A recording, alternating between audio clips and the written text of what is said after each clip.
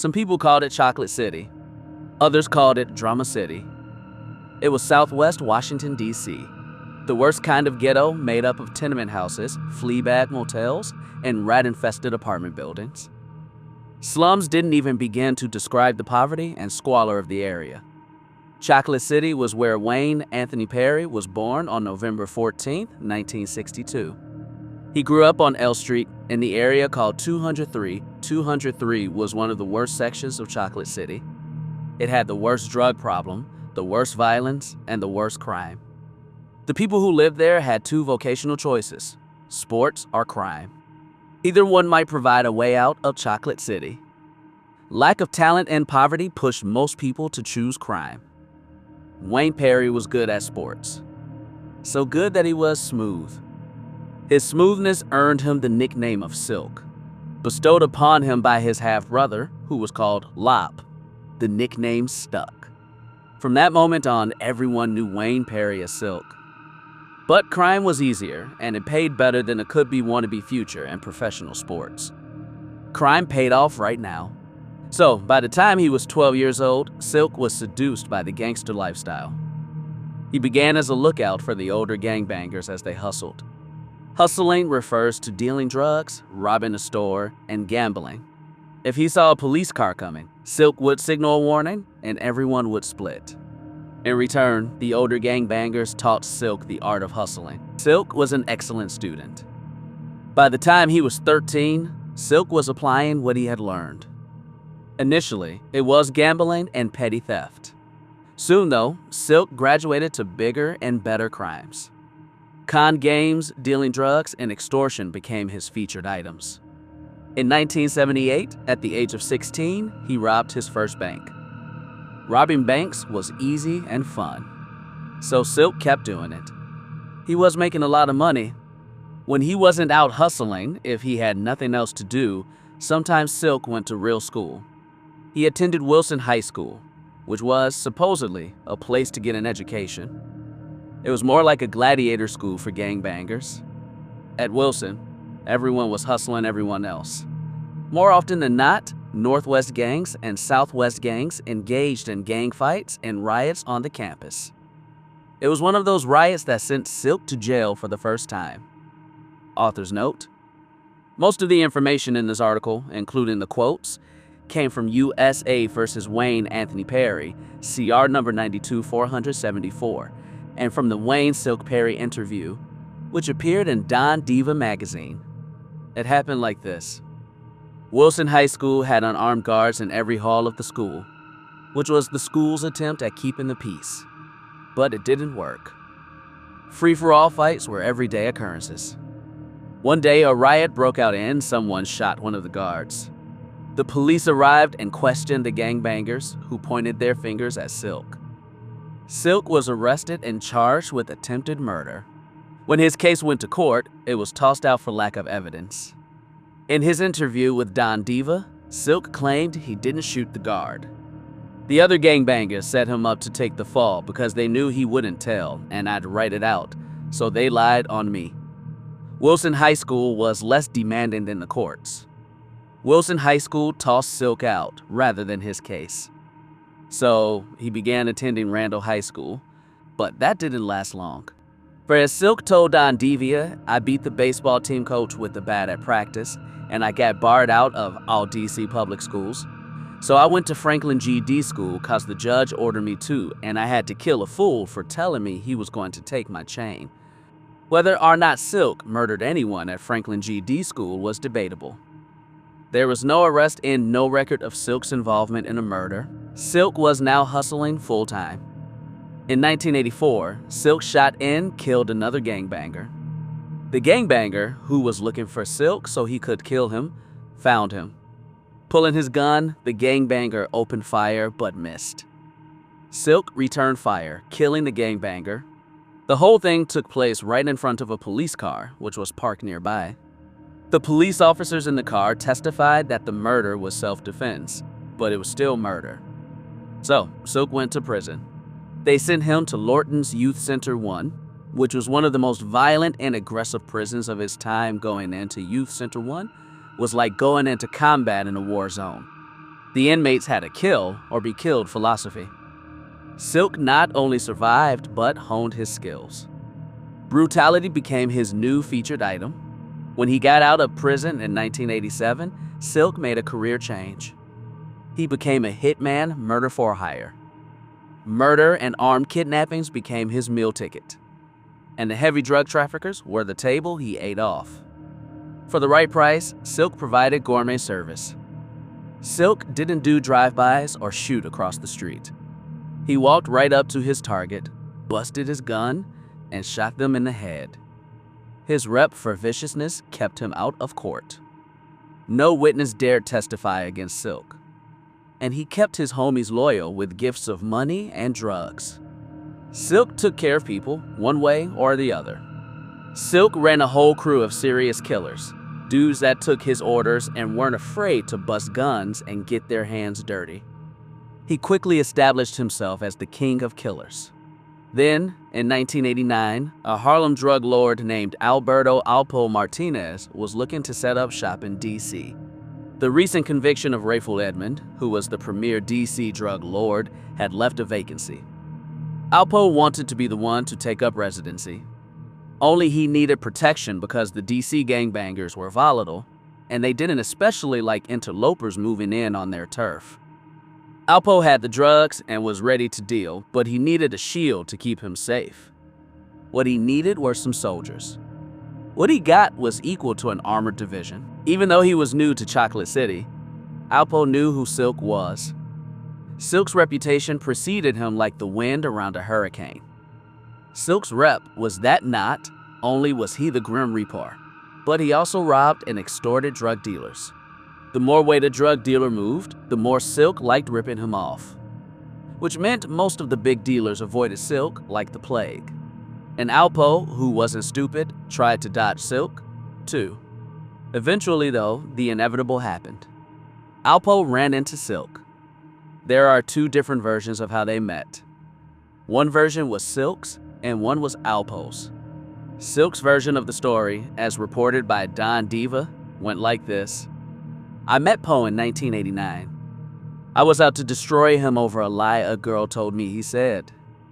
I didn't know him. He was scared to death. But he was with my close comrade, Lil Pop, who asked me not to kill Poe.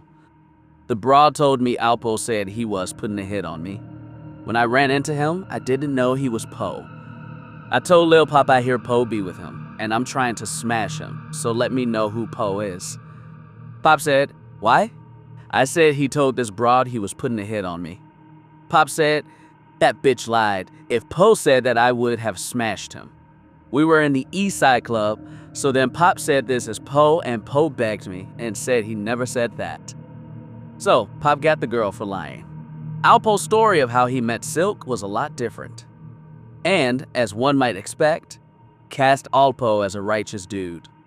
Alpo's version of the story, as reported by Seth Ferranti in Street Legends, went like this. Through Pop, a young wild 15-year-old coming out of Southeast D.C., killing anything moving, I met the cat Wayne Perry, who at that time had the town locked on fear and was putting his murder game down. The kid Wayne wound up going to jail for a murder, and no one was trying to get him out. The people he thought were going to get him out and come up with the money never came up with it. Alpo saw an opening and took it. He bailed Silk out of jail. According to Alpo, Silk was so grateful, he decided to pay Alpo back by handling security for Alpo's drug business. Both stories sounded a little like fantasy. Alpo was a smooth operator and a smooth talker, and Silk had a rep to maintain. So they both embellished freely. Whatever the truth was, Alpo and Silk hooked up. Silk supplied the muscle. Alpo provided the drugs. The Martinez organization was the name of the gang. They quickly established themselves as the best team around.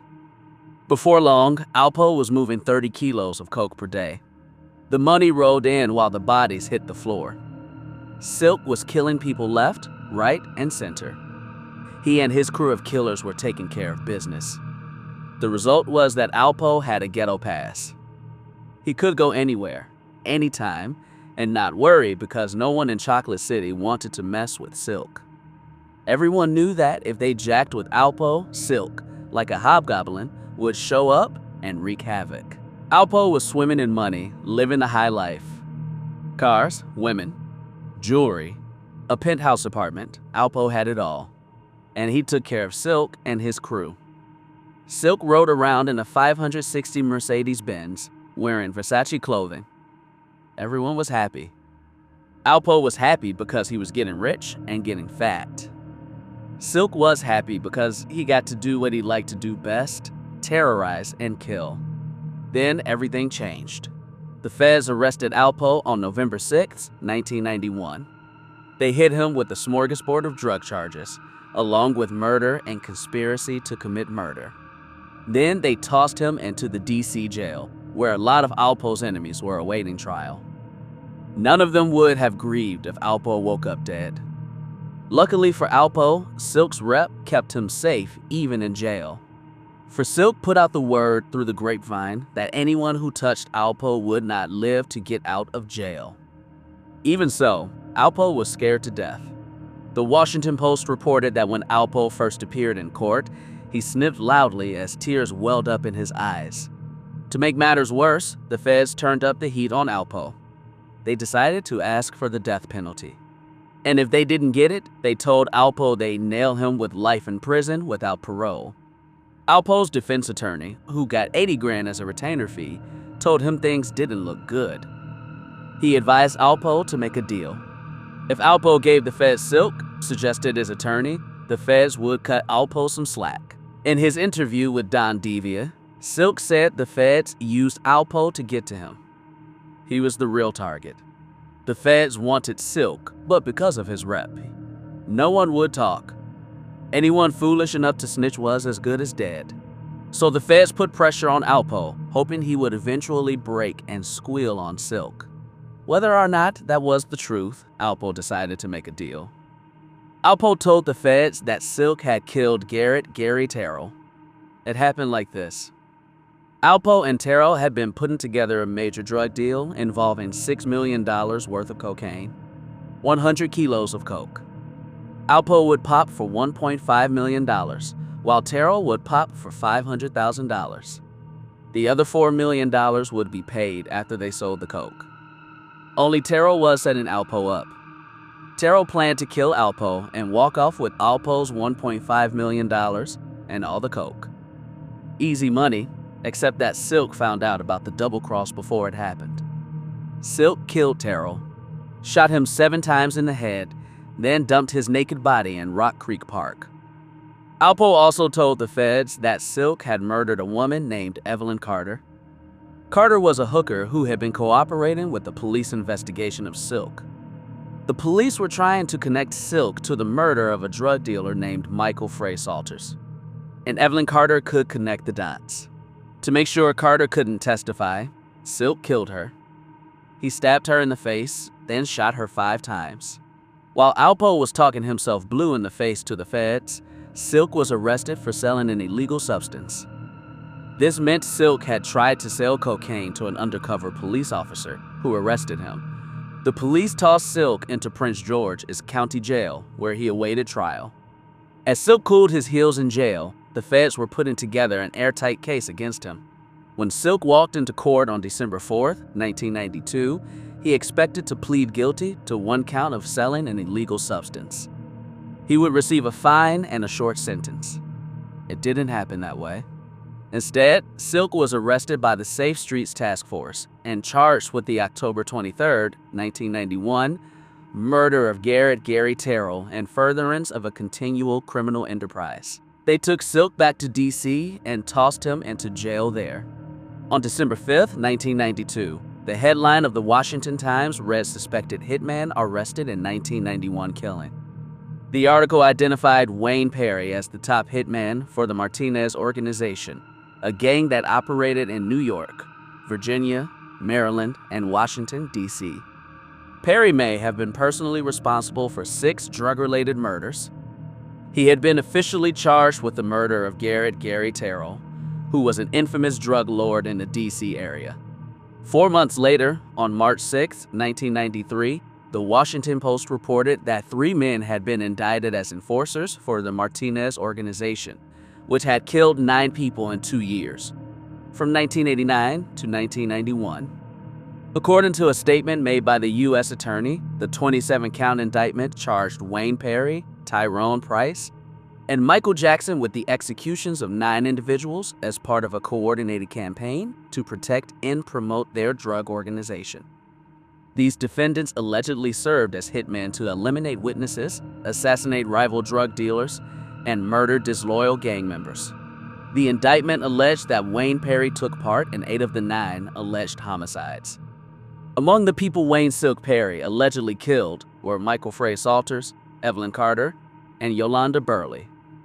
Silk claimed he did not kill Frey.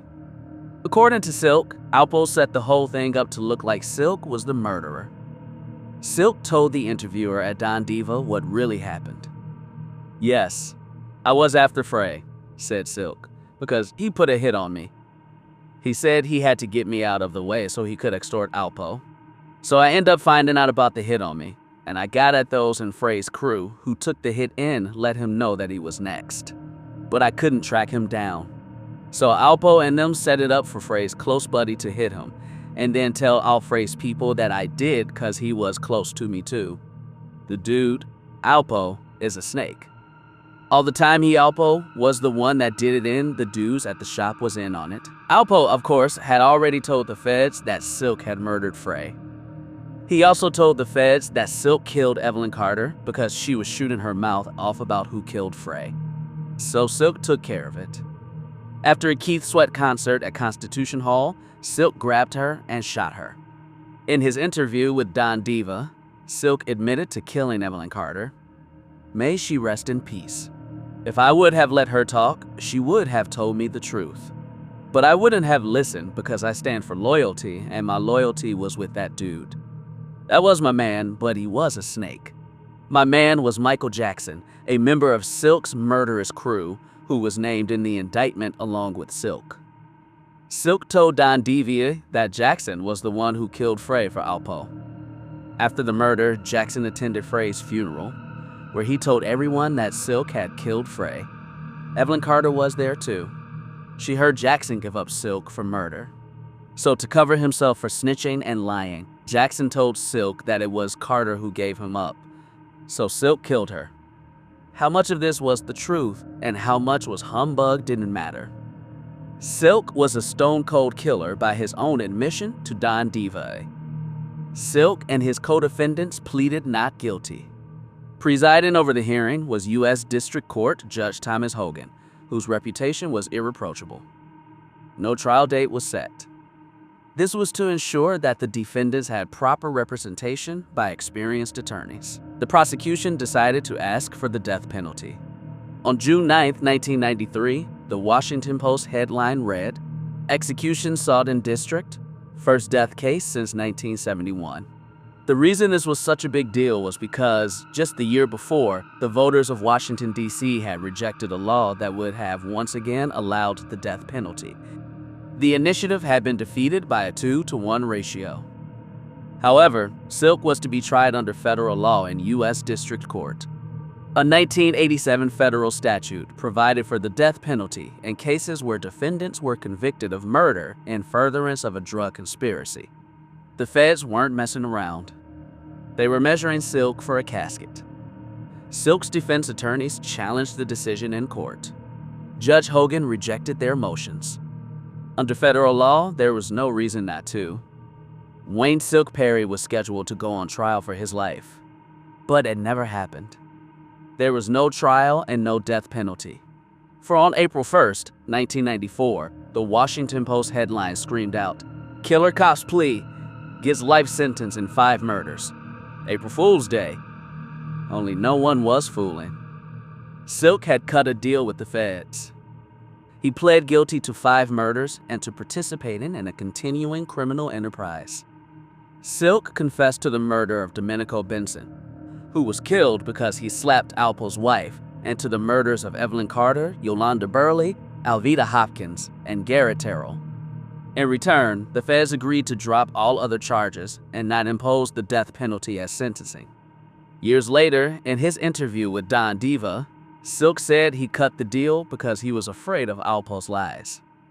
Alpo's lies possibly would have resulted in Silk's execution. "I am a very loyal man," said Silk. "I don't fear nothing and no one but God. The fear of weaker guys put me in prison." Alpo made false statements and told countless lies that got me 5 consecutive life sentences. Make no mistake about it, Alpo is a spineless coward, a rat of the highest order. Silk also claimed he was a political prisoner, the victim of racism. "I maintain that this criminal justice system is corrupt and that these so-called African American men are his prey." Silk went on to tell Don Diva, "I didn't cop out because of the death penalty. I lived to die. I copped out to make sure others didn't get life. I took the bull by the horns to save others. That's the kind of man I am." In other words, Silk was proud of not being a snitch. By inference, he was proud of being a murderer too. And in the Don Diva interview, like a dog returning to his own vomit, Silk's 2 favorite topics were Alpo and Silk. He kept circling back to them. According to Silk, Alpo was a pit viper, injecting everyone around him with poison, while he himself was a stand-up guy. Silk lived by a self-indulgent code of honor, which approved of murder but disapproved of snitching, especially if he was the one being snitched on. Silk espoused a popular doctrine called ethical pragmatism, which always turned out to be the doctrine of self-interest. It's a pathological and narcissistic philosophy. The judge sentenced Silk to 5 consecutive life sentences without parole and then tacked on 5 years probation. Silk's common-law wife, Twala McLean, tried to stand by her man. After Silk was sentenced, his wife told reporters, "I'll always be there for him. He was good to me," but she later divorced him. In March of 1994, 32-year-old Wayne Silk Perry left Chocolate City for the last time. Shackled and handcuffed, U.S. Marshals escorted him out of D.C. Alberto Alpo Martinez entered the Federal Witness Protection Program.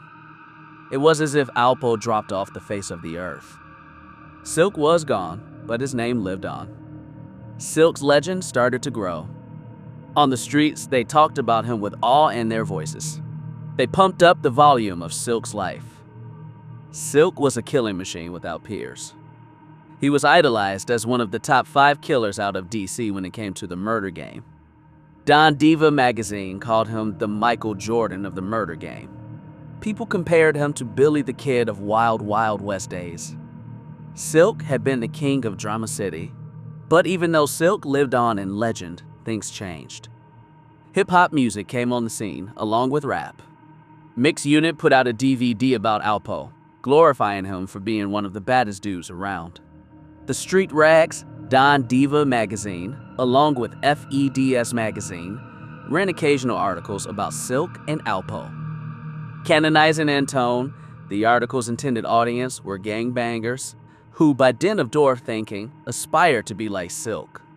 Just as figures in the drug game seek to quickly boost their standing, some online creators look to quickly increase their visibility. It is now possible to buy YouTube views for a video or channel. It was sick. The outcome of such thinking and the lifestyle of banging never matched the broadcast sales pitch. The reality of banging is you end up dead, or you end up living out your days like a rat in a cement cage. Today, Silk sits in the isolation unit of the Supermax prison in Florence, Colorado. Locked down, Silk has taken on religion. He is now part of the Nation of Islam. No longer is he Wayne Silk Perry. Now he is Nkosi Shaka Zulu L. He sustains his victimization at the hands of a conspiratorial and repressive government.